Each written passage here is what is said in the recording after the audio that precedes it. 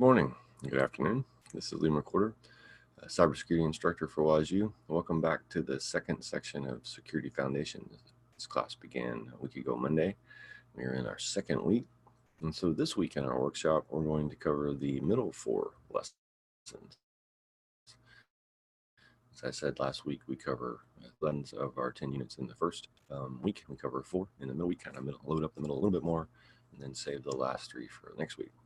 So for last week, we covered just the intro chapter, a lot of definitions, what is cybersecurity, the CIA triad, things like that. And then we went into talking about both briefly the conceptual roles in lesson 2, as well as primarily the example roles from the cybersecurity field. Both all of the above, intro, intermediate, advanced. And then we spent a fair amount of time talking in lesson 3 about different attack types and threat actors. So now that we have that background, where lesson 4 takes us is one of the steps, like a lot of these actually in this lesson, to kind of bring this all together.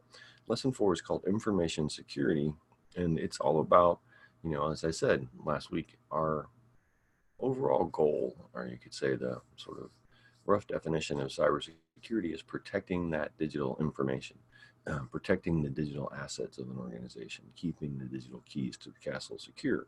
And so in information security, we are obviously focused on securing that information. And in cybersecurity and information security, we are going to be putting into place different things that will help us protect that information. And so one of the key concepts that comes out of lesson 4 is the concept of controls. And basically, when you get down to it, anything we do in cybersecurity is a control. If we put locks on a door, we call that a physical control. If we put a policy in place like an acceptable use policy, that becomes a procedural or policy control. We have administrative controls, we have technical controls, obviously, like firewalls and things like that. And so anything we put into place is a control. And so a big part of our role in cybersecurity is to decide what kind of controls, what kind of protections, what kind of steps and actions and policies do we put into place to attempt to protect, that core information. And there's a really nice graphic in the lesson about it kind of looks like an onion. There's this very central circle of this concentric circles. This onion model is the data, the information that we're trying to protect in cybersecurity. And then outside of that, the next layer, the one more ring out, is a layer called products. And this includes all of the products, the technology, the things that we would buy to protect the data, firewalls, intrusion detection, antivirus, et cetera, et cetera. And then as you move out another notch, you run into the people layer. And of course, the people have to use all this technology, all these computers to access information. They have to, log in through our authentication systems, VPN, whatever else we're doing. So people use the technology ideally to, access the data, but also to keep it secure and protected. And then the last ring, the outer ring of that circle, is the policies, the procedures. And so you end up coming up with this model of sort of the 3 Ps, policy, people, and products, that all are used together to help protect the digital information at the core of an organization. And so we can look at it as, if we work our way back in, that the policies and procedures that we write and that we promulgate and that we produce, the security controls we put into place that are part of our job in cybersecurity, all of those procedures and policies help educate and guide and direct the people layer so that they know how to use their technology, what's acceptable, what the password link should be, what their acceptable use of the technology is, how to configure a firewall. All of those policy and procedures help guide the people into using these products that we've bought to actually protect and use this information. Excuse me. One of the things that at this point, as we get into this, about halfway here, second week, people begin to say, okay, I can, I get what the concept of security is. We're going to try to protect that information. I get that there's all different kinds of security roles. Everybody else in the organization has a role. from owners of data to just the users of our systems. And we're facing all of these unique and old attacks with just an ever-growing, threat landscape, lots of new threat actors coming onto the scene every year, and growing and evolving. And so if we're going to have to put in all to place all of these controls, we're going to write a lot of policies and procedures. Well, where do we begin, kind of a thing, right? Where do we start? Well, there's, thankfully, as we're going to see over the next few chapters, especially at the end of the day and going into next week, there are a lot of sort of blueprints and frameworks and guidelines out there that can help us, for one thing. So we're not starting from scratch. Even though cybersecurity is a rapidly growing, very hot field, it has been around actually for a little while. It's just kind of taken off even more, over the last number of years with all of these major breaches and episodes that have happened in the field and in the space. But so we do have some guidance to go from. So we'll talk about that later. But to wrap up lesson 4, we also introduce another model, which is a model that helps in the process of doing exactly what we're talking about here. How are we going to create all those policies and procedures so our people can use them and use the product safely in a way that protects our data? Well, instead of just having to start from scratch, or get lost for the forest for the trees kind of model of trying to stare at our entire complex organizational network and infrastructure and decide what to do about it and where we begin, then there is this concept we introduce in this lesson called the 7 domains of a typical IT infrastructure. The 7 domains is a way of looking at an organization, a hypothetical, average, kind of standard organizational model, and to break up the IT infrastructure, the network, the systems, everything, into different buckets, basically, so that we can then look at each of those areas in isolation and decide what we need to do to secure those pieces of the equation. And then in the process, build up a whole, so we're not having to be overwhelmed by where do we start.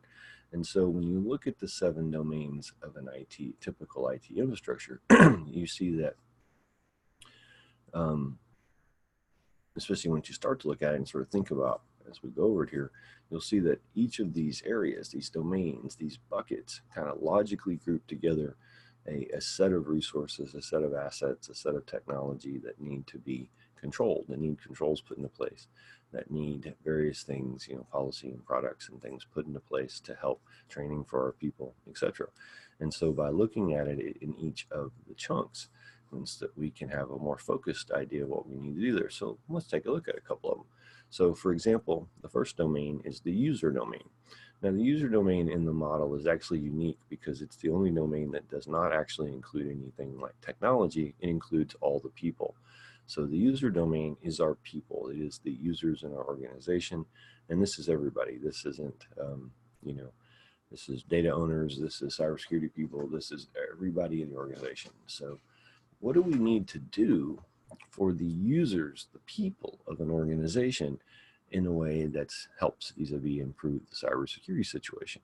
Well, one of the biggest things that applies across the board to all of your users, all of your people, is education, is training.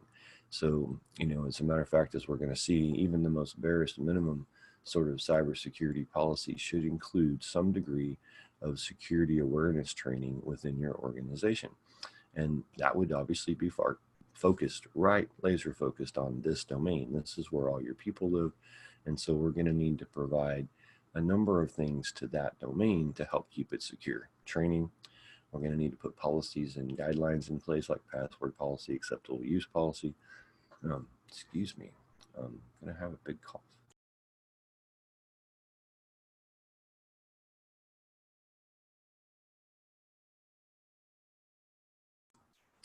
Apologize for that. I've really been fighting allergies these last few weeks. But anyway, so we're going to need to put policies in place, acceptable use, password policy, etc. We're going to need to provide security training. So then what else, if we look at another domain, how would we take that into account? Well, let's look at the workstation domain. The workstation domain includes all the devices that the users would use as sort of, their desktops, their laptops. And in the past, that would have been it. But today we have to think about tablets, ruggedized devices, point of sale systems, any of those devices that smartphones, etc., that a user of an organization would use to interact with our corporate data. So then what do we need to do to protect that domain? Well, obviously, if we can, we're going to need some kind of antivirus, right? We're going to need policies and procedures on how we set these up and what the rules are for that. Do we have to encrypt devices? Do we encrypt the hard drives? Do we encrypt phones? Do we have, all of those things are going to go into place. We're going to put rules in. Is our company going to be a BYOD, bring your own device company when it comes to phones, and maybe need to put in some kind of controls to protect that? Or are we going to buy the phones and set them up exactly how we want to? All of that is going to be determined by analyzing the workstation domain. What kinds of systems are we going to have? Are they desktops? Are they laptops? Are we, using the local firewall or a third party on the existing built-in firewall? Are we using built-in antivirus or installing additional antivirus? All of those things apply to the workstation domain. And you can move through all 7. I'm not going to go to in our time today, all 7. But, there is the LAN domain, your network, your local area network domain, your WAN domain, your wide area network. Obviously out in the WAN, so I pick another one just to pick, we're going to need like our firewall to protect from that external access, maybe intrusion detection. Maybe we're going to need other types of things. Ultimately, we have our server domain, our systems domain, where we keep all of our servers and things like that. We have a remote access domain, and on. And each of these, it's just a model. We need to come up with policies and procedures and plans to protect the entire organization. And in the process, this allows us to have a place to start. We can take it one chunk at a time, look and see, and it is logically grouped by, you're not going to need to provide, well, and maybe some days with AI and machine learning today, but in principle, you're not going to train train or provide education to your equipment over in the server and systems domain. You're going to provide various types of protection and monitoring software, things like that are going to be needed for the server domain, but you're going to need to provide education, security awareness training to your users. You're going to need to take into account how you let people in remotely. That's the remote access domain. What kinds of systems and protocols and login requirements and rights and access permissions will be needed there. So each domain is something that it's a model for looking at an organization and beginning to try to come up with the policies. As I said, thankfully, we are not going to have to start from scratch. The reality is most of you will go on and go to work for some place that's already existing. And even if you go to work for a fairly new company, they probably will have some semblance of a cybersecurity policy, and your job may then to be help update it periodically or grow it as the company grows. Anytime any major event happens, your company buys another company, adds a new product line, expands into a new market, opens a new office on the other side of the country or the other side of the world, then you're going to need to take an assessment of your security policy and your posture of your organization and see what needs to be updated. So while it's very unlikely that most of you will write one completely from scratch, unless you happen to go to work for like a startup and you have to start pretty much from scratch, but you still will be involved in this process, even if it's just the quarterly, annually, whatever period of, or when some event happens, when a security policy gets updated. And so now, how do we come up with some of these policies? Like I said, we're going to talk in 2 lessons about some examples, and as well as in the next week even, about examples of some of these sort of blueprints and guidelines that are out there that'll help us so we don't have to start from scratch. But one of the other things we need to do before we get into that is take a look at some really important defense concepts, if you will. And so as we move into lesson 5, which we have called Defense Basics, what you're going to find is this lesson is primarily about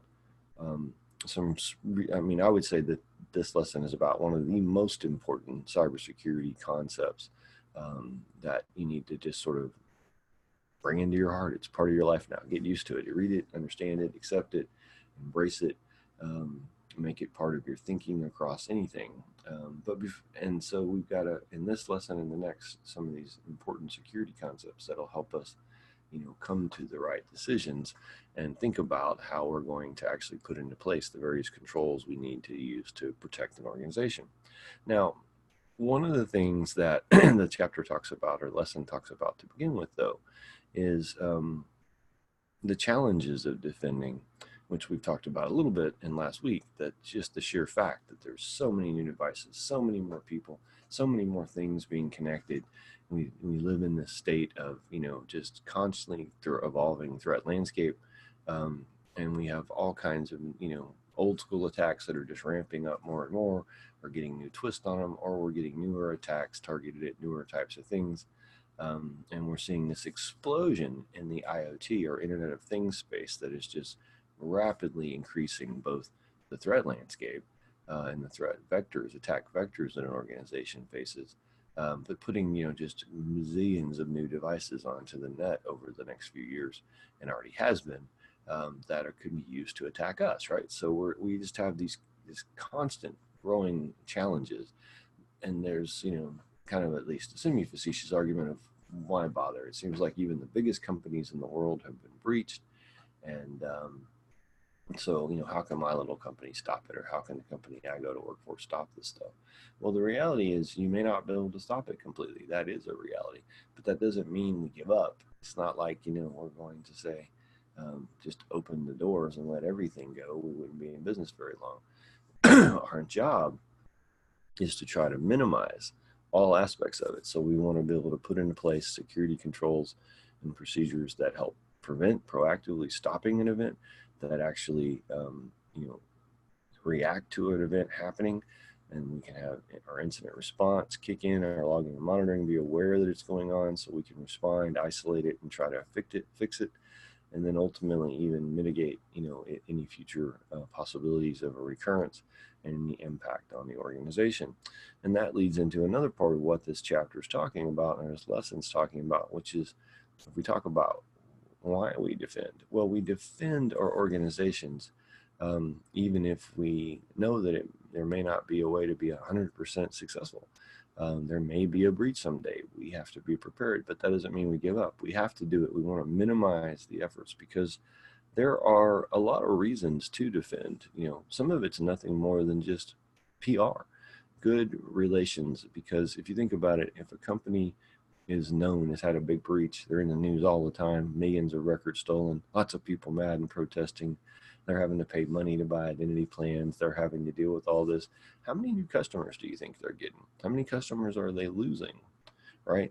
And so that's a big impact. We want to minimize the impact of, if something does happen, we want to be able to say, hey, we responded, we were able to isolate it, catch it, shut this down in a few days, a few hours, instead of weeks or months.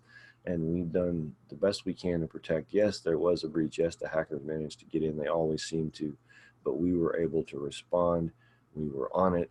We minimized the impact. And, we're, yes, of course, sorry, but we're in a position of strength because we're coming at this very proactively. We've planned, we've put our policies and procedures in place, as we're going to talk about all the way into next week, all the way into plans that are all about, the business continuity, making sure the business continues. And we want to do this because we want to keep our customers. We'd like to keep our reputation so we can keep our customers and grow more customers. But then there are also huge financial incentives, we might say. As a matter of fact, you probably just saw, I did, just over the last couple of days, I don't know if it's officially been announced or if this is sort of the leak that's the story, but it's expected that Equifax, who is the star of a major breach, one of the largest breaches of all time when it comes to U.S. personal information, some 3/4 of the U.S. population had information leaked in that breach from Equifax. And of course, that cost them a ton of money and identity theft kind of protection, and having to deal with it, clean it up, respond, go testify to various committees, and file reports and notify everybody, and take all the bad PR and all the bad press, and potentially lose some business and customers during that time and reputation. But they are now being faced with a $700 million fine over this. Now, Equifax is big enough that they can probably survive that. very likely given their financial position. But nonetheless, not every company can. When we look at the Target breach that we'll talk about in more detail, probably because off and on, because I like it. It's one of my favorite stories in the current last few years. But here was a breach that happened. The breach actually came through a third-party contractor to Target. Target cost them millions and millions of dollars, and yet they're still around. But their HVAC provider is not.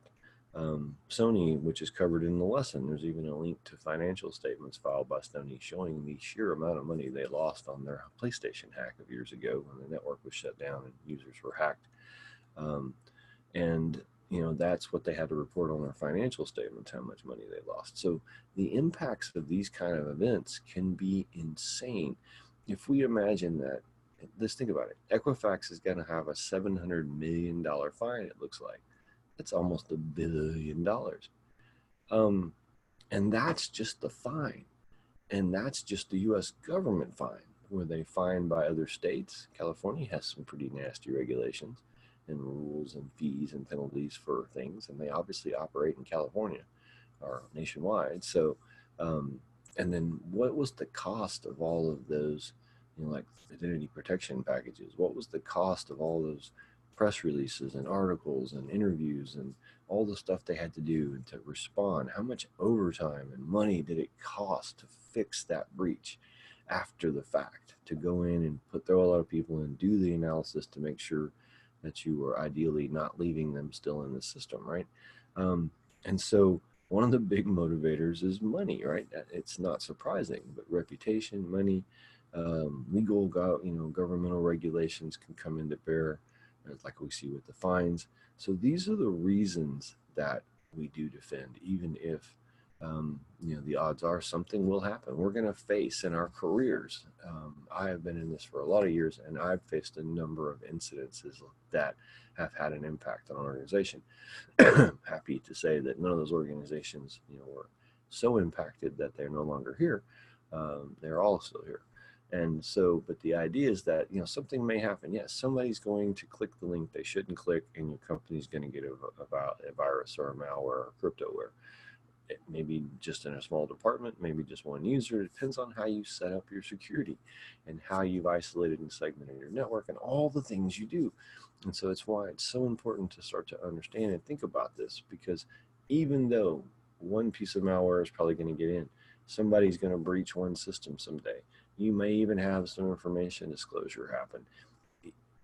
Just because that's a likely occurrence, that we need to do this, because it's not just stop them. Our goal, if our goal was only stopping, then cybersecurity would be one of the most, unsought after professions in the world right now, because cybersecurity failures are every day in the news. And so, but the reason it is a sought after field is because companies want to stop that from happening, and they want to, even acknowledging and knowing that this is still going to go on, that people are going to keep trying. What they want to do, I mean, if we can put it in this kind of model, Equifax lost hundreds of millions of records. They're being charged so many dollars per and some kind of fee for $700 million. Is the odds that Equifax is going to be, after this is over, going forward, will Equifax ever be breached again? Probably, like most companies. What they're going to want to do, and what they're going to spend a lot of money doing in the next, and have been doing for the last couple of years since that breach, is rebuttressing, adding more security, adding more layers, and thinking through a lot of depth, actually, where they kind of failed, in my opinion, because they let it go on. They let such a large breach happen without being able to catch it. Things are going to happen. There's 0-day exploits that somebody figures out a way in that no one else knows. And if that happens to be the bad guys, they're going to get in. If there's a bug in a whole bunch of systems that, gets out there amongst the dark web but hasn't been fixed, they're going to get in. If mistakes are made, which do happen, systems don't get patched. Older systems can't be patched. There's a vulnerability there. Somebody's going to get in. But the question is that they get in and they just run rampant and take everything and shut you down? Or is that going to happen, but because you've isolated that event? They do that, but as they start to go elsewhere, your intrusion detection defines them. Your other systems, are kicking in and what that fits into is the rest of this lesson, because probably the single most important concept uh, um, maybe out of this whole class, besides just the definitions and stuff, is this concept in lesson 5. And that is one of the key driving principles of how we need to set up cybersecurity defenses, and arguably security defenses and other parameters too. And that is the concept of what we call layered security, or defense in depth. We get this from the military. You think of like a military base, or I prefer the castle analogy. Everybody's seen a castle on the movies or something, if nothing else. And you think about a castle, to me, the castle is the epitome of defense in depth. There is usually a large area around the castle where the castle can see what's coming. If they're either up on the highest part of the hill, so they have that strategic advantage looking down, or they've clear cut all the land because they don't want the enemy to be able to sneak their army right up to the walls and come over, right? So there's a whole first line of defense of being able to see what's going on around us. Then there's that moat and the drawbridge as another line of defense. Then there's those imposing walls with little arrow slits and catapults and boiling oil and all of these layers of defenses. And then usually cutouts, probably interior. If you're big into science fiction, fantasy, or at least watch Game of Thrones, those last seasons with the last battles in King's Landing, you could see the sort of layers. There was the city and the major walls around it, multiple cutouts and sections. And then as you went in, further in was another set of walls, and the actual keep itself with its own defenses and walls. And this is what layered security is. It's designed to slow down the enemy, to give the defenders time to respond. And while that's done in a military base, and while that's done in a castle, that's what we're going to do in our defenses of our organization. We're not just going to throw up a firewall and say, hey, we've protected the outside. We're going to put up a firewall here, another one someplace else, some different monitoring, intrusion detection and things going on, people. And then we're going to have that layered defenses. So if somebody does break in a step, the idea is that our additional defenses will help stop them from getting further, or let us know what the heck is going on so we can respond to the incident. So defense in depth, or layered security, is probably the single most critically important security concept that you will take out of this class, maybe out of this program, and you will start to use it in every area, not only your whole company. Let's go back one lesson. Last previous lesson, we had that 7 domains. We can apply layered security to every one of those domains, which means that we're applying layered security not only to our whole organization, but to each sub-piece of it. We can look at it all the way down to a system level. So like I just sort of hypothetically said, okay, we have a network, we have our firewall, we have intrusion detection, we have more firewalls, we've segmented our internal network, we've protected it with multiple layers of defenses. That's sort of a big picture, the organization's infrastructure, multiple layers of defenses put into place. We could look at one web server. This is the most critical server in our company. That we make $1 million a day or a year or whatever off e-commerce, off this machine. So while we have all these layered defenses in our overall organizational network, there's nothing that prevents us from applying some right here on this one piece of equipment. We can have its own host-based intrusion detection. We can put something called a web application firewall on that bad boy. And so that we're now behind like 3 different firewalls. That's what I'm talking about with layered defenses and defense in depth. We don't want to just throw up one thing and say that's it. Write one policy and say everybody's going to be good and follow that. We need to check it. So if we put a password policy in place, we then put the technology in place that says, if your password should be 12 characters, then we don't let our systems take an 8-character password. We have a policy that says what you should do. We have technology controls and policies that help reinforce that. And all throughout our network, all throughout our organization's IT infrastructure, all throughout every domain, and whether that's internal or in the cloud or at third-party services, we're going to make sure that layered defenses are in place and that we know there are multiple steps. Now, there are a couple quickly related concepts to that in lesson 5. The idea of rotation of duties and separation of duties. These come down to, okay, great, you've got a bigger organization now, you've got people managing web servers, database servers, user logins, VPN, firewalls, all this stuff, all these IT and security people working for you. Your organization has great layered defenses, and then you've left the same person, Mary, in charge of the mail server for 5 years. And Mary gets disgruntled and leaves, and she's left a backdoor on that server. well, maybe we should rotate those duties so that when Bill comes in and takes over, he can do an audit and clean up any extra accounts she might have left. Whether he realizes she did something maliciously or not would be its own, possibly. Maybe he will, or maybe he'll just get rid of some of that stuff because he's cleaning up. But that idea of separating the duties is a good idea. The first step is good. We shouldn't have everybody have all the keys to the castle. Everybody have the same administrative password. Everybody have access to everything. So as we grow bigger, we're going to separate duties to provide another layer of defense. But then we're going to rotate those duties so that we don't once again, we don't have that weak spot. And so this is the kind of thing, like I said, you can look at it, you can walk into an organization and you can see that, okay, they got external cameras, they have locks on their doors, they have some more cameras, they have computers. You start looking at their networks, they have firewalls, they have various things. And all of these layers of defenses are ultimately in there to protect the organization, to protect that information from a cybersecurity point of view that's at its core. Now, lesson 6 quickly covers some additional security concepts that build on from layered defenses or defense in depth. And that is kind of boringly called further defense concepts, lesson 6. But there's 4 of them in there. I'm going to cover them slightly out of order because I like to leave one to last. But the 4 that we're going to cover are diversity, simplicity, then limiting, and then the last I'm going to cover, like I said, a little out of order, is obscurity. Now, diversity in this case, we just talked about defense in depth, talked about having, hey, got a firewall, we got intrusion detection, we got another firewall, we got antivirus, we got web application firewalls, we got host-based intrusion detection. So we have all these layers of defenses from the outside all the way in, say, to our web server. But are they all the same? If they're all Cisco products, and nothing wrong with Cisco, they're one of the leaders out there, Cisco, Juniper, Palo Alto, etc. These people build networking equipment and security equipment, firewalls and routers and switches and all this stuff, both on devices and hybrid model and in the cloud. And so good stuff. But if there is a vulnerability found in, say, the underlying Cisco or Juniper or Palo Alto operating system of their devices, then all of their devices theoretically could be compromised. So one zero-day exploit that some hacker out there finds or buys on the dark web could technically let them in, and they would go past everything. They could get past your firewalls, your routers, your intrusion detection, your monitoring systems, because they all came from the same vendor.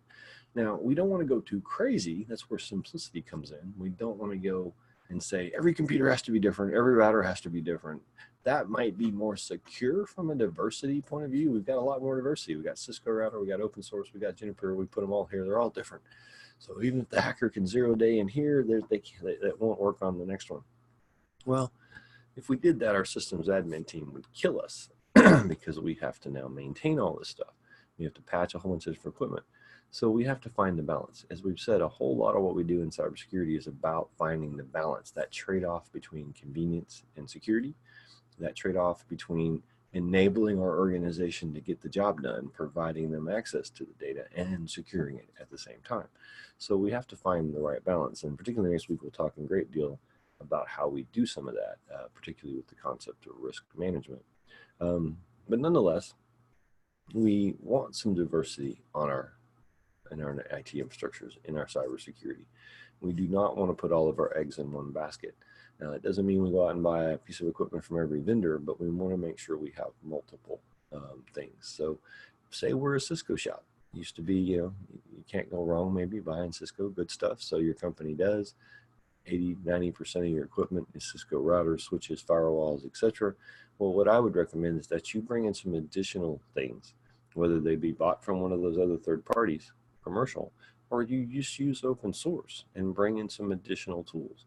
So we're going to roll our own layers here. We're going to go and get some open source intrusion detection, some open source XYZ, throw a few other pieces into our network so that now we not only have layered defenses, but we have some diversity in there. We don't want to get too crazy. We don't want to put every piece of equipment be different, because if we did that, we would really kind of be in trouble. Our IT teams would kill us, like I said. And we also going to find as one of the concepts in here, simplicity. If you overcomplicate a IT security, relative to the need, then you will pretty much encourage cheating. A good example might be, let's just say that, we feel it's important that these workers have to go through. It's very important that people get on this one system. The system's really important to us, be a database, whatever it is. But we're going to put a very onus and complex set of rules in place there to try to protect it. It's important that we protect it. I'm not trying to minimize that. I'm just saying we have to watch ourselves from going too overboard. Because let's just say, hypothetically, we put in some kind of policy where, if you needed to work on that server tomorrow or whatever, you'd have to file a request to somebody. You'd have to get it signed by a couple different managers. You'd have to go through all these steps, and then you'd get yourself a temporary login to go work on that server for the day or for half the day or whatever period right of time. Okay, so you put this in thinking this is a good idea, and it might be. You might need to. I'll tell you an example of a company in a minute that definitely did. But if you're going down that road, because it's that important, then you're going to have to go all the way. But if you just say, okay, we think that's important, we're going to throw this complex policy in place, then what's going to happen is, let's say that I realize, I need to get on that server at one point in the afternoon, but man, I don't have time to go. I don't want to go through this whole, rigmarole, filing the request, getting 3 managers to sign off, blah, blah, blah. But I know Jill did it yesterday. She was on this morning. So I go ask Jill, hey, Jill, are your credentials still good? Can I borrow them? And so the problem with overcomplicating some of this is that it can lead to cheating. Now, if it's so important that, yes, there is this policy in place to stop anybody from being on that system, then you can't you have to go all out. So I'll give you an example. Years ago, when I taught in the classroom, different facility, different place, one of my students worked for one of the major gaming companies. And in a nutshell, his job was to monitor people who needed to get on the live systems. And they had a pretty onerous process. You had to, file your request. I'm a developer. I need to get on the live server and update, code. And they would say, since that was so risky, anybody on those live machines could theoretically try to work, to maybe cheat, program, make a game win for a friend out in the field or something, So they were very, very, very cautious. As far as their analysis, it said that was like one of the worst things that could happen was one of their own people get in and hack that code so that their friends could win out there or something. That kind of fraud would just destroy their reputation. And they viewed it, and not to mention lose their contracts and lose lots of money. So it was hugely important that they not allow that to happen. So they have the process of, you have to get the fill the paperwork out, get multiple managers to sign off.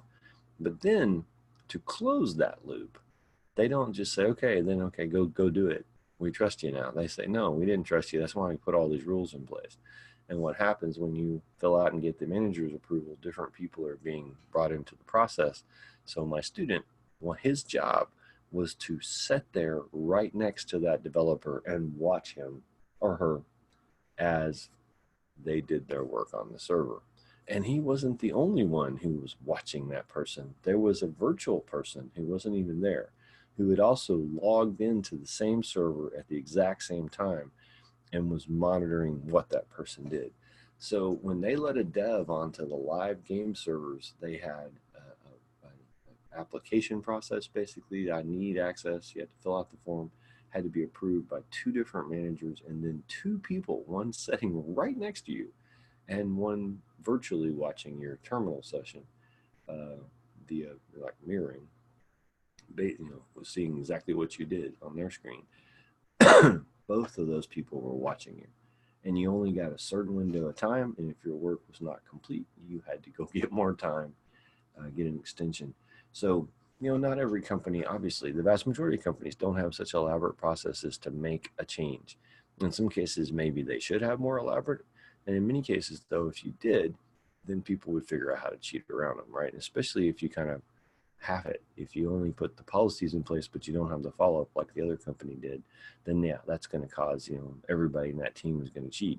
One person, maybe they'll even set up I've seen this before. Like there's such a huge process to get into some system that a team every day, they just rotated. Like Jill would get the permission on Monday. It was like part of the Tuesday, Bill would do it. Thursday, Sally would do it. Friday, Jamie would do it. And then, every day, as far as the company and the people sort of looking at it, it was all being done right. Yeah, they're filing for permission. They're working on the machine. But if you walked into that office, you would see that every day all 5 of them were on because they were using the single login that one of them had gone. So they split the load of having to deal with the paperwork so they could get their jobs done. And so, that was too onerous, too complex, and it didn't achieve the security, right? Because they weren't actually, it wasn't doing what they intended. So we have diversity, adding some variation to our defenses and our controls. We don't want to go too crazy with that, so we keep simplicity in mind. Limiting is important, and an important concept, maybe the most important from this lesson, because it applies everywhere. How do we limit access to stuff from outside? How do we limit our own people's access to stuff? How do we balance that with needing to empower the organization? So we have to give people just the access they need to do their job, but not to other things, so that once again, we're putting that protection in place.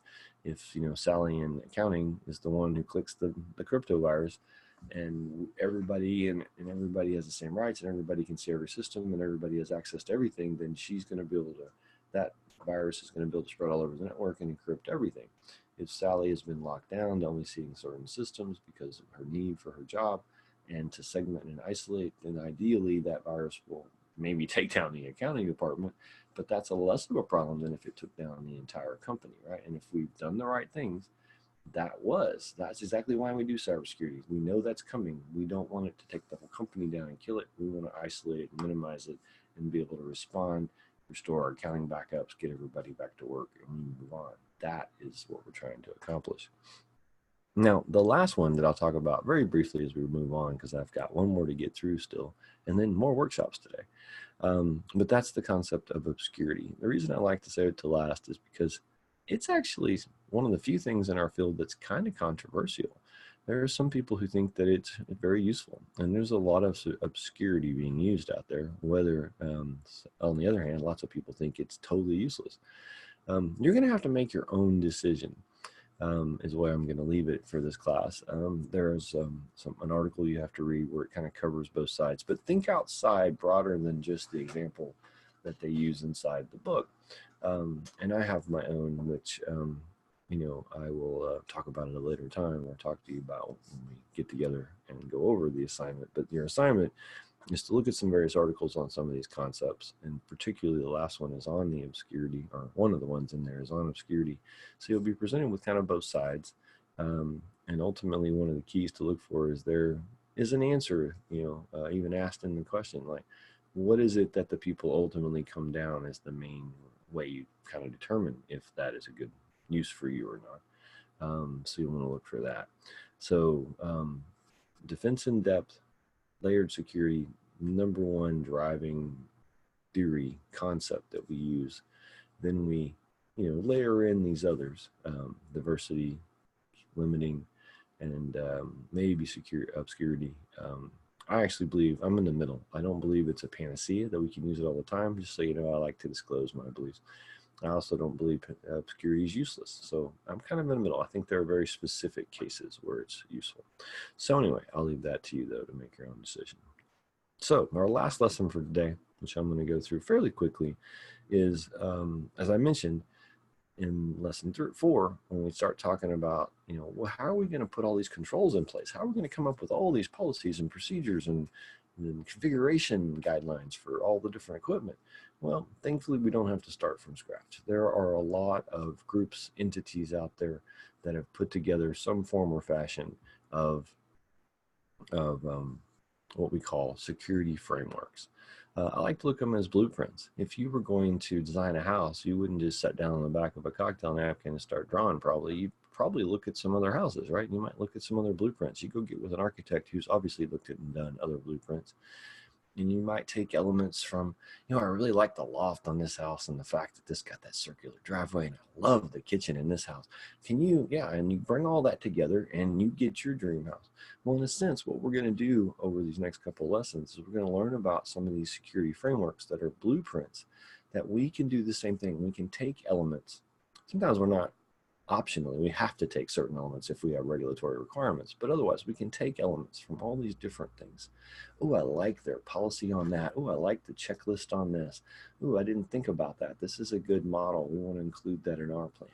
And we can take these elements, these blueprints, these documents, these guidelines, and bring them all together and create our own security policy, just like you would look at multiple blueprints, multiple houses to build your own house.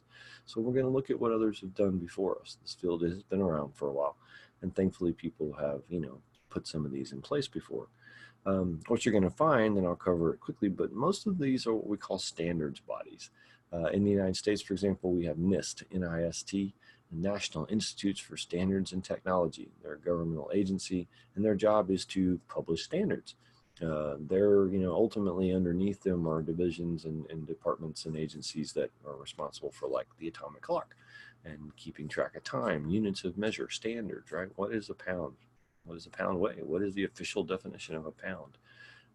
Things like that are maintained by them. But they also, of course, go much further in our modern world besides very basic analog things.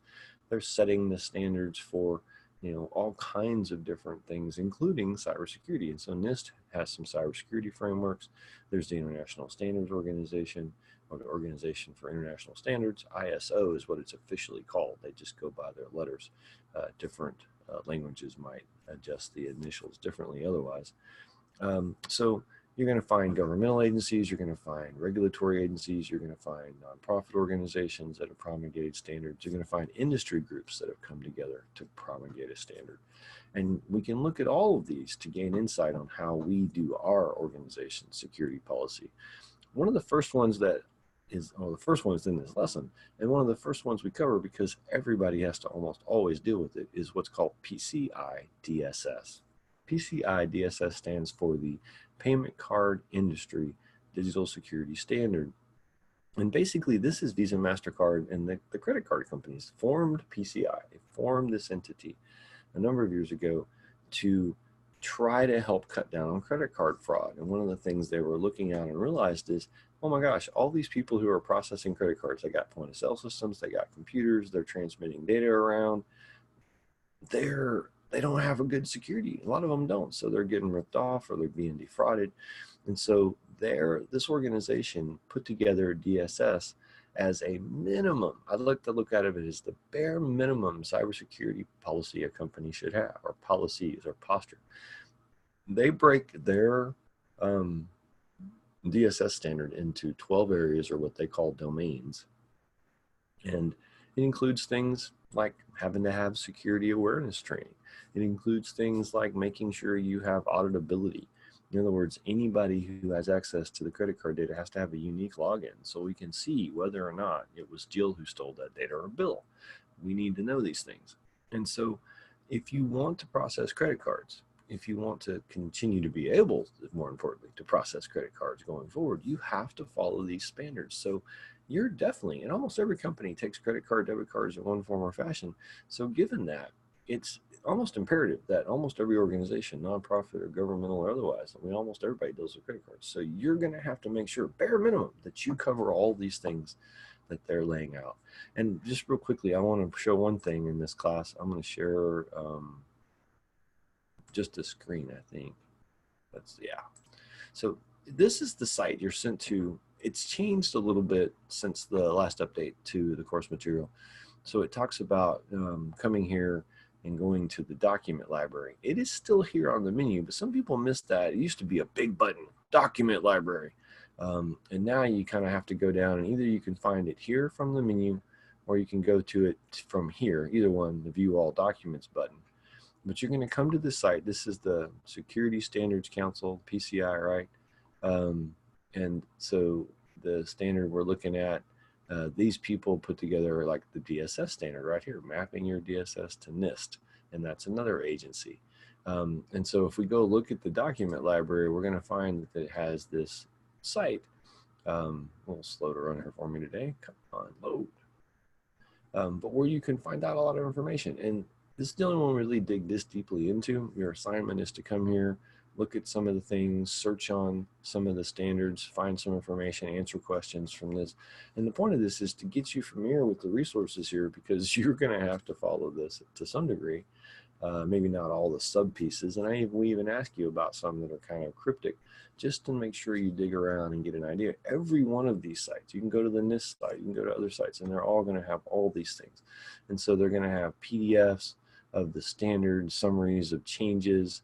Here's some other info, a quick reference guide. They've got other types of things depending upon whether you're a merchant or a service provider. And this is a fairly small list. There are some sub ones underneath. But the idea is that there's these organizations, these standard bodies put out a lot of documentation, sometimes spreadsheets and policy templates and all kinds of things that we can use. And so you can't just go to the surface. You're going to have to dig a little deeper to find sometimes what you're looking for that might meet your needs. But when we come back next week, we are going to talk more in lesson 8 about security frameworks from some of the other organizations.